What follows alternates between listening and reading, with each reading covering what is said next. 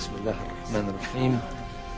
In the name of God, the merciful, the compassionate, brothers, sisters, what is the greatest threat facing Islam today? American aggression in the Middle East. The Zionist occupation of Palestine. These are merely symptoms of a greater disease. The real threat is in our hearts. Instead of allowing Islam to transform us, some Muslims are trying to transform Islam to serve their political agenda. They are using the label Islam to kill, murder innocent people. Something that the Prophet would never have condoned, sallallahu alayhi wasallam. Remember Surah 13, verse 11. Allahu la yughayru ma bi qawmin hatta yughayru ma bi anfusihim.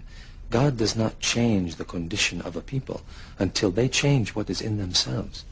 How can we end the oppression of the Muslims by resorting to even worse behavior? If our spiritual and our moral condition worsens, how can we expect God to improve our economic and our political conditions? This is the fallacy of the self-styled jihadists who... I hope I haven't angered you, brother.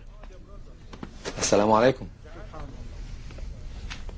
This is the fallacy of the self-styled jihadists who murder innocent civilians. How can you expect Muslims to be civilized when the Americans, the Israelis, the Russians killed thousands of Muslim civilians and dismiss it as collateral damage? The Holy Quran permits an eye for an eye. If the unbelievers kill our civilians, we have the right to do the same. Allah permits retaliation only against the guilty party, not against innocents. Surah 53, verse 38 says, no soul shall bear the burden of another. The Holy Quran also says, and kill them wherever you find them, and drive them out of the places where they drove you out. For persecution is worse than killing. You forgot the first part of that verse, brother. Fight in God's cause against those who fight you. But do not commit aggression. God does not love aggressors. There are many who are seeking God, but instead end up following the devil. What you said tonight troubled you. Yes. It's very different from what I've been told. There are many false teachers taking verses from the glorious Quran out of context, corrupting the teachings of the Holy Prophet Sallallahu alayhi wasallam. Sallallahu alayhi wasallam. Tell me, brother, what is the greatest jihad? To fight the unbelievers in battle. No. No? The Holy Prophet Sallallahu alayhi wasallam said that war against the unbelievers is the lesser jihad.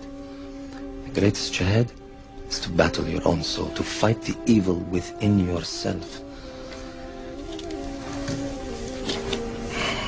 So, who is a true holy warrior then?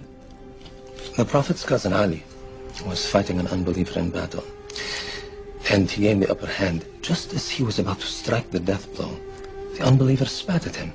Ali threw down his sword, refused to kill him. Why?